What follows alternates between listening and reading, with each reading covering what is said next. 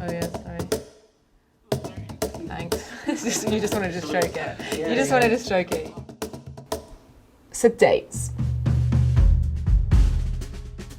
Dates are important. They're probably the most critical part of the entire production process. If you get them wrong, things arrive late. Customers get annoyed, you probably get fined. How hard can it be? It's a lot harder than that in reality. How do you really know where something's at? I mean, really know. So I'm just going to talk a bit about dates. How dates get communicated, how dates get talked about, and then how they get recorded.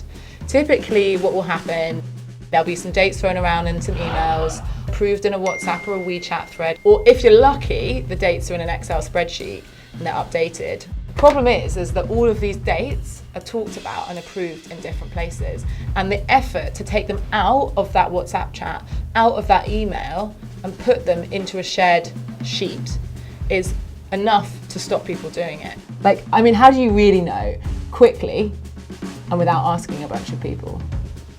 Imagine if you had accurate dates at your fingertips all of the time.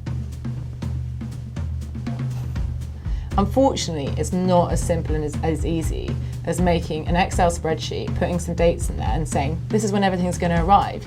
You've got to get a bunch of different people to agree to those dates. You then got to make sure that those things are actually delivered on those dates across that timeline, and then you've got to update and communicate to everyone. Things change all of the time. All of the time. That is a fact. But the whole challenge with it is that it involves so many different people. Enter collaborative dating. We call it collaborative dating.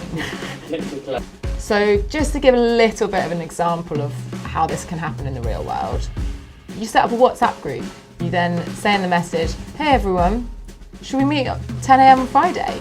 You hear nothing, you assume they haven't responded, it's because they're on board with it. You turn up at 10 a.m. on Friday, no one's there. That's the thing, is that you haven't got them to agree to your date. That isn't collaborative dating. Collaborative dating is where both sides feed in and agree on that thing together. With platforms like Asana or Monday, even things like Excel and Google Sheets, there's one place for everyone to work from.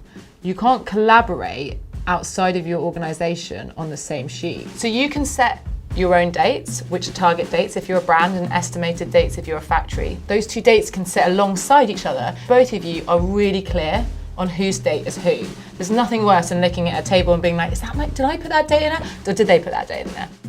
How we've designed it is that you suggest a date, your factory suggests a date, and then you agree on your date.